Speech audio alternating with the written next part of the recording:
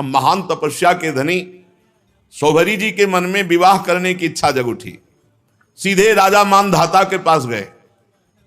महल में 50 राजकुमारियां थीं। कहा कि एक भिक्षा में मुझे दो, मैं ब्याह करूंगा। अब बड़ी समस्या, शरीर से गंध आ रही मछली जैसी, जल में समाधिस्थ, हड्डी हड्डी दिखाई दे रही, कौन राजकुमारी इनको पसंद करेगी? तो राजा ने कहा कि ब्राह्मण, आपको जो कन्या पसंद कर ले उसे स्वीकार कर लो। सौभरी जी ने राजा मानधाता का अभिप्राय समझा कि तुम मुझे बूढ़े समझकर, कुरूप समझकर ऐसा बोले हो ना, झुर्रियां पड़ गई, बाल पक गए, सिर कंपायमान है, तो सोच रहे होगे कि सौभरी को कौन वरण करेगा। तो अब मैं ऐसा रूप धारण करूंगा कि तुम्हारी 50 की 50 झगड़ा करके हमसे ब्याह करेंगे।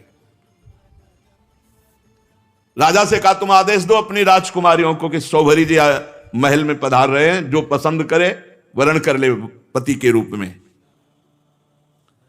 अब तो ऐसा सुंदर रूप संकल्प से बना, तपस्वी महापुरुषों के लिए क्या दुर्लभ। देख लो, कामना जागृत हुई तो भजन का प्रयोग कहां होने लगा। ऐसा रूप की देवांगनाएं लालायित हो जाएं। सौभरी जी ने अंतःपुर में प्रवेश किया और वहां राजा का दूत पहले ही बोला कि राजकुमारियों, परम तपस्वी सौभरी जी पधार रहे हैं, जो पति रूप में वरण करना चाहे वो वरण कर लें। फिर तो 50 कन्या दौड़ पड़ी सौभरी जी के रूप को देखकर। इतना सुंदर रूप, सबने अपना पति बना लिया। सौभरी जी ने कहा चिंता 50 चलो, 50 के साथ ब्याह करेंगे। अब वो कन्याएं तो बहुत सुखी हो गई, इतने सामर्थ्यशाली महात्मा पति के रूप में प्राप्त हुए हैं। एक दूसरे से कलह करने लगी और एक दूसरे से कहने लगी तुम्हारे योग्य नहीं, मेरे योग्य हैं। ऋग्वेदी सौभरी जी ने कहा 50 के योग्य है, चलो। और अपनी तपस्या के प्रभाव से नई सृष्टि की, महल, उपवन, नगर, सबकी रचना यमुना किनारे की। सौगंधिक पुष्पों के बगीचे, परिपूर्ण कमलों से सरोवर, बगीचों में बहुत सुंदर सुंदर स्थान, महल, बहुमूल्य सैया, आसन, वस्त्र, आभूषण, स्नान, सुस्वादु भोजन, पुष्पमाला, दास दासियां सब प्रकट कर दी तपस्या से। जैसे राजा की बिरुदावली का बखान करते हैं सूतमागध बद्दीजन, वैसे ही पूरा सब वैभव। जब 50 से ब्याह करके चल रहे थे तो मानधाता को लग रहा था कि भोजन की व्यवस्था कैसे होगी। तो कहा कल यमुना किनारे आ जाना। तो सप्त द्वीपवती पृथ्वी के स्वामी मानधाता जी ने जब सौभरी जी के तप का प्रभाव देखा तो आश्चर्यचकित हो गए। उनके पास भी वो भोग सामग्री नहीं थी जो सौभरी जी के पास थी। तपस्या, उनका यह गर्व जाता रहा कि मैं सार्वभौम सम्राट हूं। सौभरी जी गृहस्थी के सुख में रम गए, अपने निरोग इंद्रियों से विषयों का सेवन किया। पर विषय सेवन से कभी काम तृप्ति थोड़ी होती, जैसे घी की बूंदों से आग तो और लपट बढ़ती है, ऐसे ही उनका असंतोष बढ़ा भोगों का। 50 राजकुमारियां, वैभव, सब सुख। ऋग्वेदाचार्य सौभरी जी एक दिन यमुना जी के तट पर बैठे और विचार किया कि अरे एक क्षण का कुसंग, मछली के एक क्षण के कुसंग से मेरी ये स्थिति हो गई कि मैंने सारी तपस्या खो दी केवल भोगों के लिए। अरे मैं तो बड़ा तपस्वी संयमी था, ये मुझसे चूक कैसे हो गई? ये मेरा अधा पतन तो देखो। मैं दीर्घ काल से अपने ब्रह्म तेज को अक्षुण्ण रख रहा था, परंतु जल के भीतर विहार करती हुई एक मछली के संसर्ग से मेरा ब्रह्म तेज नष्ट हो गया। अतः संगम त्यजेत मिथुन व्रतिनाम मुमुक्षु सर्वात्मना न विसजेत बहिरिंद्रियाणि एकश्चरन् रहसि चित्तमनंतई से युंजीत तद्व्रति सुसाधु सुचेत प्रसंगः। मुमुक्षु को चाहिए, साधक को चाहिए, जो भगवत प्राप्ति करना चाहता है, मैथुन धर्म से युक्त किसी भी प्राणी पर दृष्टि न डाले, न उनका संग करे। चाहे पशु पक्षी ही क्यों ना मैथुन कर रहे हो, अचानक दृष्टि चली गई, नीचे करो और नाम जप करो, दोबारा उधर मत देखना। दोबारा देखा तो घटना घटेगी जीवन में, उसका संकल्प बनेगा, क्रिया में उतर जाओगे। संगम त्यजेत मिथुन व्रतिनाम मुमुक्षु, जो मुक्त होना चाहता है ऐसे व्रत वाला साधक कभी किसी जीव को मैथुन करते हुए ना देखे। अगर एक बार दृष्टि चली जाए तो तुरंत वहां से हटा के नाम जप में लगावे। सर्वात्मना न विसजेत बहिरिंद्रियाणी, सदैव अपनी इंद्रियों को अंतर्मुख रखे, बहिर्मुख न छोड़ दे, स्वतंत्र रूप से इंद्रियों को बहिर्मुख ना होने दे। एकस चरण, अकेला रहे। चित्त मनंत ही से, अपने चित्त को सर्वशक्तिमान भगवान में ही केवल जोड़े। चित्त का चिंतन विषय ना होना चाहिए, परमात्मा होना चाहिए। एकस चरण रहस्य चित्त मनंत ही से, युंजीत तद व्रतिसु साधुसु चेत प्रसंगा। अगर संग करना पड़े तो भगवत प्रेमी महात्माओं का संग करे, अन्यथा असंग रहे, निरंतर भगवत चिंतन परायण रहे, इंद्रियों को अंतर्मुख रखे, कभी किसी को मैथुन से सहवास से युक्त देखकर आकर्षित ना हो जाए। नहीं, सोवरी जी कह रहे हैं कि हमारी दुर्दशा देख लो। विघ्न से बचने के लिए जल को स्तंभित करके भजन कर रहे थे, वही विघ्न पड़ गया। भगवान नाम निरंतर जपो, इंद्रियों को स्वतंत्रता मत दो, कोई बहिर्मुख दृश्य ऐसा मोबाइल में या बाहर मत देखो जो तुम्हें भगवत विमुख कर दे। देखो, मैं पहले एकांत में अकेले तपस्या में संलग्न था, फिर मछली का मैथुन देखा। मोबाइल में गलत दृश्य देखने वाले कैसे संभल सकते हैं? जब मछली की क्रीड़ा देखकर एक महात्मा 50 ब्याह करता है, तो तुम मनुष्य की क्रीड़ा देखोगे सर्च करके, गंदी गंदी बातें देखोगे, इधर उधर की नाटक नौटंकी देखोगे, तुम भजन करोगे? ये बहुत बड़ी कलयुग की कुचाल है मोबाइल। अगर इससे काम ले पावे तो अपने बस जो महापुरुषों के वचन सुन लो, या जो अत्यंत आवश्यक कार्य कर लो, नहीं तो स्विच ऑफ करके रख दो। अगर बार बार उसको देखना और किसका मैसेज और सब, तो फिर वो आकर्षण चित्त में ऐसा बैठेगा कि एकांत में गंदी बातें देखने लगोगे। मतलब अगर मोबाइल से सही प्रयोग ना हुआ तो मोबाइल ही काफी है साधक को भ्रष्ट करने के लिए, नष्ट करने के लिए। इसलिए मैं पहले एकांत में अकेले तपस्या में संलग्न था।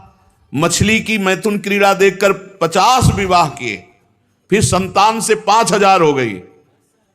कहां अकेला, कहां 5000 के बीच में। विषयों में सत्य बुद्धि होने से माया ने मेरी बुद्धि का हरण कर लिया। अब तो लोक परलोक की इतनी कामनाएं, मैं पार नहीं पा रहा। कहां अकेला भगवत चिंतन कर रहे थे, कहां 50 पत्नी, फिर 5000 संतान, फिर उनके ब्याह बर, फिर उनकी, कहां मैं फंस गया। ऐसा ज्ञान होने पर तत्काल विरक्त हुए और सन्यास पुनः लिया और वन को चले गए।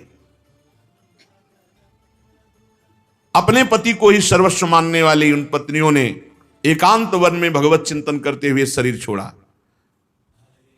और सौभरी जी ने बड़ी घोर तपस्या की, शरीर को सुखा दिया और परमात्मा में लीन कर दिया। परीक्षित, जैसे ज्वालाएं अग्नि की शांत हो जाती हैं, वैसे ही उनकी 50 पत्नियां सौभरी जी के चरण चिंतन करके उत्तम गति को प्राप्त हुई, भगवद आराधना करके उत्तम गति को प्राप्त हुई। तो सौभरी जी के पावन चरित्र से यह शिक्षा लेनी चाहिए कि किसी भी जीव को मैथुन करते हुए कदापि नहीं देखना चाहिए। एक बार दृष्टि जाए, दोबारा दृष्टि ना जाए, उसका चिंतन ना होने पावे। नहीं तो साधक के मन में स्फुरणा, फिर संकल्प और फिर क्रिया। इसलिए स्फुरणा में ही रौंद दो। इतना नाम उच्च कोटि से जपने लोगों की स्फुरणा ही समाप्त हो जाए, संकल्प बनने ही ना पावे।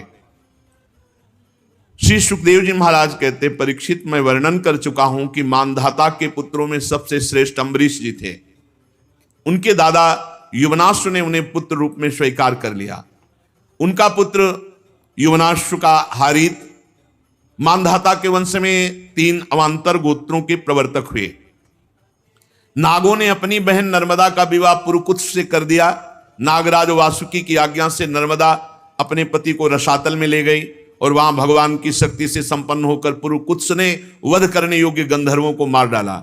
इस पर नागराज ने प्रसन्न होकर पुरुकुत्स को वर दिया कि जो इस प्रसंग का स्मरण करेगा उसे सर्पों से कोई भय नहीं रह जाएगा। राजा पुरुकुत्स का पुत्र त्रिशदस्य था, उसके पुत्र हुए अनरण्य, अनरण्य के हर्यश्व, उसके अरुण और अरुण के त्रिबंधन, त्रिबंधन के पुत्र सत्यव्रत हुए। यही सत्यव्रत त्रिशंकु के नाम से विख्यात हुए। यद्यपि त्रिशंकु अपने पिता और गुरु के शाप से चांडाल हो गए थे, परंतु विश्वामित्र जी के प्रभाव से सशरीर स्वर्ग चले गए। जब देवताओं ने देखा अनाधिकारी तप के बल से स्वर्ग भेजा गया, तो वहां से ढकेल दिया और वे नीचे को सिर किए हुए गिर पड़े। परंतु विश्वामित्र जी के तपोबल से वो आकाश में ही स्थित है, न स्वर्ग मिला न ये लोग बीच में टंगे हुए हैं। त्रिशंकु जी वे अब भी आकाश में लटके हुए हैं। त्रिशंकु के पुत्र थे हरिश्चंद्र जी। उनके लिए विश्वामित्र और वशिष्ठ एक दूसरे को शाप देकर पक्षी हो गए और बहुत वर्षों तक लड़ते रहे। हरिश्चंद्र के कोई संतान न थी, इससे वो बहुत उदास रहा करते थे।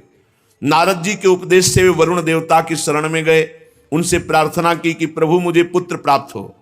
महाराज मेरे वीर पुत्र होगा तो मैं उसी से आपका यजन करूंगा।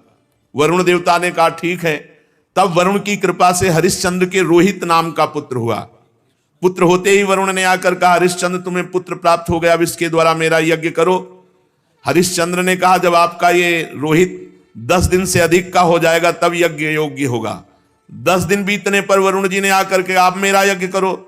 हरिश्चंद्र ने कहा जब आपका ये रोहित मुंह में दांत निकल आएंगे तब यज्ञ के योग्य होगा। दांत उगाने पर वरुण देवता ने कहा तो दांत निकल आए, मेरा यज्ञ करो। हरिश्चंद्र ने कहा जब इसके दूध के दांत गिर जाएंगे तब ये यज्ञ के योग होगा। जब दूध के दांत गिर गए तो वरुण देवता ने कहा अब तो मेरा यज्ञ करो। हरिश्चंद्र ने कहा जब दोबारा दांत आ जाएंगे तब ये यज्ञ के योग्य होगा। दांतों के उगाने पर वरुण ने कहा मेरा यज्ञ करो। हरिश्चंद्र ने कहा महाराज क्षत्रिय राजकुमार तब यज्ञ के योग्य होता है जब वो कवच धारण करने लगे। राजा हरिश्चंद्र पुत्र के प्रेम से ऐसा टालते रहे। उनका हृदय पुत्र प्रेम में जकड़ा हुआ था। जो जो समय बताते वरुण देवता उसी की बाट देखते। जब रोहित कुंवर को इस बात का पता चला कि पिताजी तो मेरा बलिदान करना चाहते हैं तो अपने प्राणों की रक्षा के लिए हाथ में धनुष लेकर वन में चले गए। कुछ दिन के बाद उन्हें मालूम हुआ कि वरुण देवता ने रुष्ट होकर मेरे पिताजी पर आक्रमण किया है, जिसके कारण वे महोदर रोग से पीड़ित हो रहे। तब रोहित अपने नगर की ओर चल पड़ा, परंतु इंद्र ने आकर उसे रोक दिया। कहा बेटा रोहित यज्ञ पशु बनकर मरने की अपेक्षा है पवित्र तीर्थ और क्षेत्रों का सेवन करते हुए पृथ्वी में विचरण करना। इंद्र की बात मानकर वो 1 वर्ष तक और वन में ही रहे। इस प्रकार दूसरे तीसरे चौथे और 5वें वर्ष जहां जाने का विचार करते तो इंद्र देवता कोई न कोई रूप रख कर आते और उसे रोक देते। 6 वर्ष तक रोहित वन में ही रहे। 7वें वर्ष जब वो अपने नगर को लौटने लगे तो उसने अजीगर्त से उनके मंझले पुत्र शुनासेप को मोल ले लिया और उसे यज्ञ पशु बनाने के लिए अपने पिता को सौंपकर उनके चरणों में नमस्कार किया। तब परम यशस्वी श्रेष्ठ चरित्र वाले राजा हरिश्चंद्र ने महोदर रोग से छूटकर पुरुषमेध यज्ञ के द्वारा वरुण आदि देवताओं का यजन किया। उस यज्ञ में विश्वामित्र जी होता हुए, परम संयमी जमदग्नि जी ने अध्वर्यु का काम किया, वशिष्ठ जी ब्रह्मा बने, अयास्य मुनि सामगान करने वाले उद्गाता बने। उस समय इंद्र ने प्रसन्न होकर हरिश्चंद्र को एक सोने का रथ दिया। आगे चलकर मैं शुनासेप का महात्मा वर्णन करूंगा। हरिश्चंद्र को अपनी पत्नी के साथ सत्य में दृढ़ता पूर्वक स्थित देकर विश्वामित्र जी बहुत प्रसन्न हुए। विश्वामित्र जी ने बड़ी कठोर परीक्षा ली हरिश्चंद्र जी की।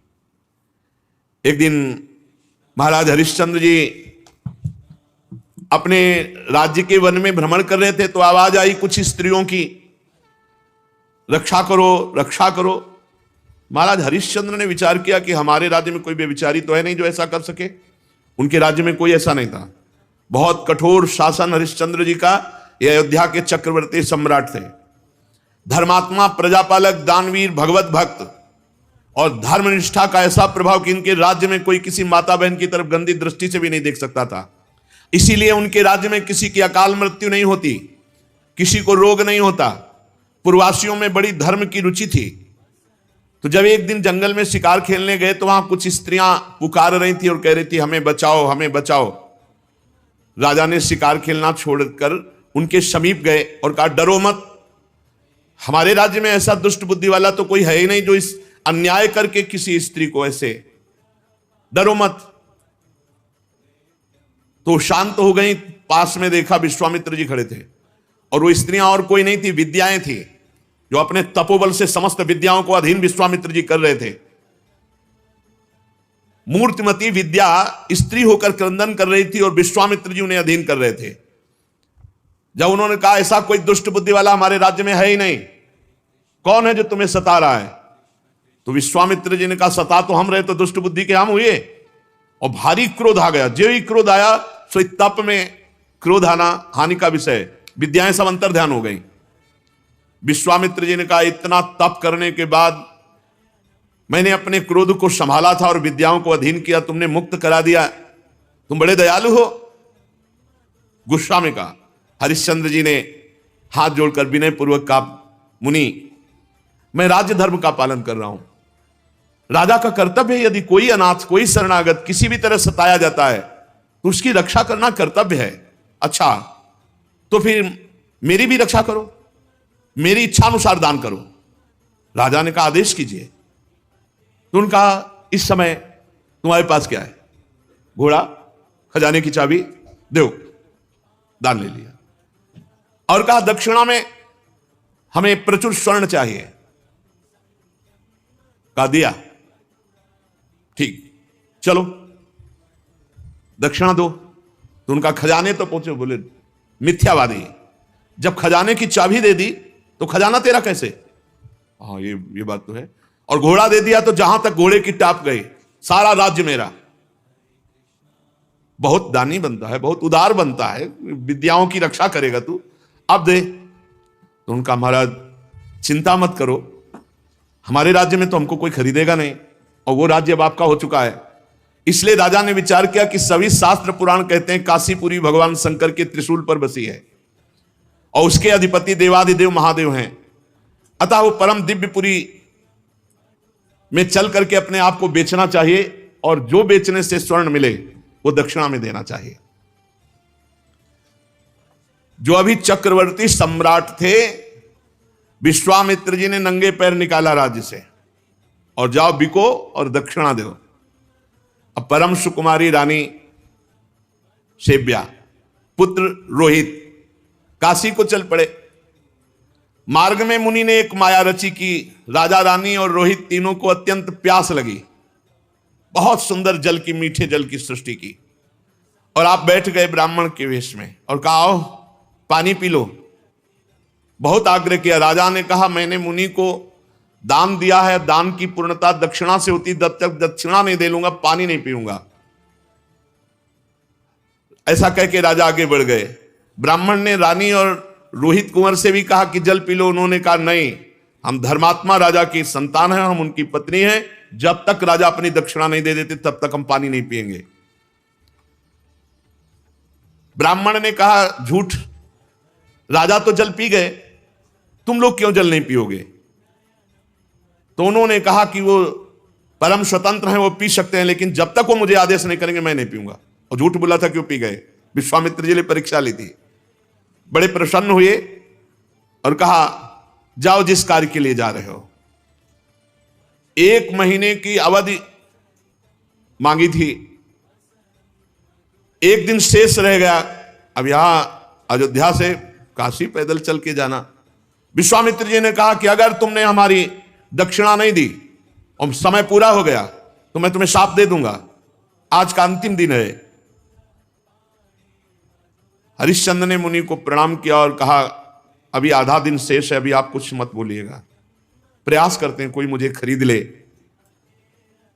आपने इतने दिन प्रतीक्षा की और कर लीजिए, आधा दिन की ही तो बात है। मुनि अंतर्धान हो गए। राजा ने अपने बेचने का निश्चय करके पुकारा।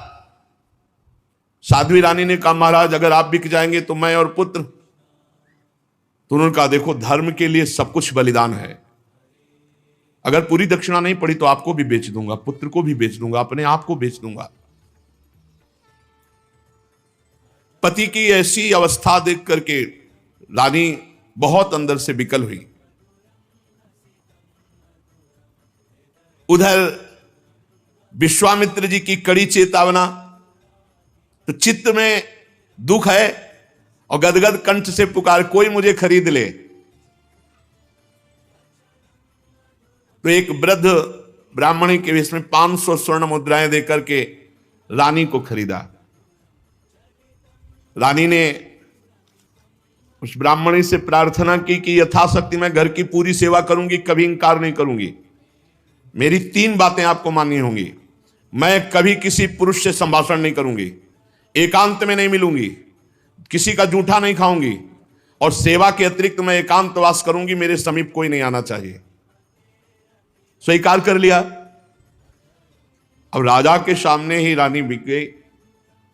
अब पुत्र को अंचल पकड़कर मां के संग जाते देख करके पहले तो बहुत हटाया, जब नहीं हटा तब कुछ स्वर्ण मुद्राएं देकर पुत्र को भी साथ में खरीद लिया। राजा अत्यंत दुख से व्यथित कि कहां राजकुमार और महारानी कैसे रहती थी, आज बिक करके सेवा में।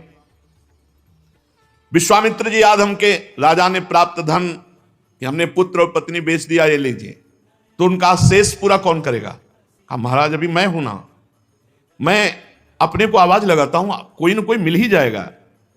तो उसी समय चांडाल खरीदने के लिए उपस्थित हुआ। विश्वामित्र जी की पूरी दक्षिणा दी। जब राजा को पता चला खरीदने वाला मेरे को चांडाल है, तो उन्होंने कहा विश्वामित्र जी आपकी शाप की अग्नि से जलकर मरना ठीक है, लेकिन इस चांडाल की अधीनता मैं स्वीकार नहीं कर सकता। विश्वामित्र जी समय खत्म हो रहा है, मुझे दक्षिणा चाहिए थी, वो मिल गई, अब तुमको चांडाल के अधीन होकर रहना पड़ेगा। अब तो उसकी इच्छानुसार बनकर के दास सेवा करनी होगी। विश्वामित्र जी ने कहा 1 अरब स्वर्ण मुद्रा दी है, हरिश्चंद्र तुम्हारे को खरीद लिया इस चांडाल ने। बड़ी विडंबना, चक्रवर्ती सम्राट चांडाल के अधीन। उन्होंने कहा स्मशान में पहरा दो। रात्रि में स्मशान के पहरा में काम में लगा दिया। अब और दिन रात लाठी लिए हुए मरघट में सौदा करने वालों से कर वसूल करते। जहां सैकड़ों दासियां सेवा में रहती थी, वहां महारानी दासी बनकर के ब्राह्मणी के यहां सेवा में झाड़ू लगाना, घर लीपना, जल भरना, ये सब। और राजकुमार रोहित को भी सेवा दी गई थी, पुष्प चयन करके लाओ। विश्वामित्र जी को इतने पे भी संतोष नहीं हुआ। चांडाल की आज्ञा से नादों में जल भरते थे और विश्वामित्र जी उन नादों को फोड़ देते। जब जल बह जाता तो चांडाल आकर बहुत तिरस्कार करता हरिश्चंद्र का, हाथ जोड़े सर झुकाए खड़े रहते हरिश्चंद्र। एक दिन पुष्प चयन करने के लिए संध्या के समय राजकुमार रोहित गया तो वहां सर्प ने डस लिया। तत्काल प्राणांत हो गया बालक का। अब महारानी जिस पुत्र का मुख देखकर जीवित थी, वो पुत्र विधाता ने छीन लिया। दुख पे अपार दुख। रात्रि का घोर अंधकार, आकाश में मेघ आच्छन्न है। अकेली पुत्र के शव को लोग लेकर रोती हुई जा रही, वहां कोई साथ नहीं, कोई ब्राह्मणी साथ नहीं है। श्मशान में पहुंची। हरिश्चंद्र जी ने देखा, रे ये हालत हमारी पत्नी की धर्म के लिए, लेकिन मैं जब बिक चुका हूं तो अपने धर्म से नहीं हटूंगा। रानी विवश में ही रात में सौ लेकर श्मशान जब गई तो वहां बहुत जोर के रोती हुई हरिश्चंद्र से कहा कि तुम्हारा पुत्र पधार गया है, सर्प ने काट लिया है। हरिश्चंद्र बोले श्मशान के स्वामी का पहले कर दो, फिर आपके लिए बिक गई हूं, आपके लिए बिकी हूं पुत्र के सही, तो पुत्र पधार गया है, हमसे कह रहे हो कर दो, कहां से दूं, क्या है हमारे पास। अयोध्या नरेश चक्रवर्ती सम्राट महाराज हरिश्चंद्र वज्रपात मानो हो गया हो, लेकिन हिले नहीं, अपने धर्म में रहे। उन्होंने कहा कि तुम कल्पना भी नहीं कर सकती हो कि हरिश्चंद्र का हृदय इस समय कैसा है। देवी, आज्ञा का पालन अपने स्वामी को कर दिए बिना यहां हम सौदाह या प्रवाह नहीं होने देंगे। तुम अपने धर्म का पालन करो और मैं अपने धर्म का पालन करूंगा। देखो, तुम तनिक भी डिगना नहीं, भारी से भारी संकट आने पर भी तुम अपने धर्म में स्थित रहना, धर्म तुम्हारी रक्षा कर लेगा। सौ ढकने के लिए कोई वस्त्र तो था नहीं, तो अपने जो शरीर में वस्त्र था उसके पहला ही टुकड़ा करके लपेट के लाई थी। पतिव्रता ने दूसरा उसी कपड़े का जैसा हिस्सा फाड़ा और कहा कि ये कर के रूप में ले लो। जे ही उन्होंने लिया तो विश्वामित्र जी प्रकट हुए और कहा कि आपने वो करके दिखाया, कोई मैं एक महात्मा के वचनों का पालन करने के लिए या धर्म के पालन के लिए इस तरह अपने जीवन को, राज्य को परिवार को। उसी समय जो चांडाल ने खरीदा था वो प्रकट हुए और कहा, जानते हो मैं मूर्तिमान धर्म हूं, तुम्हें दास कौन बना सकता है? जो धर्मात्मा पुरुष है उसको किसी की त्रिभुवन में ताकत नहीं कि उसे दास बना सके। साक्षात धर्म ने ही चांडाल रूप होकर के खरीदा था। साक्षात अंबा अन्नपूर्णा ने ही, जो ब्राह्मणी के वेश में थी, वो कुंवर को और रानी को खरीदा था। देवराज इंद्र ने अमृत की वर्षा की, रोहित कुंवर जीवित हो गए। विश्वामित्र जी ने कहा, अपनी चाबी पकड़ो और ये लगाम घोड़े की, जाओ तुम्हारी जय हो, तुम माया पर विजय प्राप्त कर चुके हो। देवराज ने कहा कि अब तुम्हें मृत्युलोक का राज्य करने की जरूरत नहीं, सशरीर स्वर्ग की यात्रा करो। हरिश्चंद्र ने कहा, नहीं, मर्यादा है, धर्म कहता है तो पहले यहां हम तप के द्वारा शरीर छोड़ेंगे, फिर जो भगवान गति देंगे। तो अयोध्या में पुनः महाराज हरिश्चंद्र जी आए, प्रजा जय जयकार करती हुई बहुत सुख में निमग्न हुई। सत्यात् परो धर्मः, सत्य से बढ़कर कोई परम धर्म नहीं, और जो धर्म का पालन करने के लिए कष्ट सहता है उसकी सदैव विजय होती है। ऐसे महाराज त्रिशंकु के पुत्र हरिश्चंद्र जी थे, जिनका यश सत्य के लिए विस्तार को प्राप्त हुआ। शेष चर्चा के श्री राधा वल्लभ लाल की।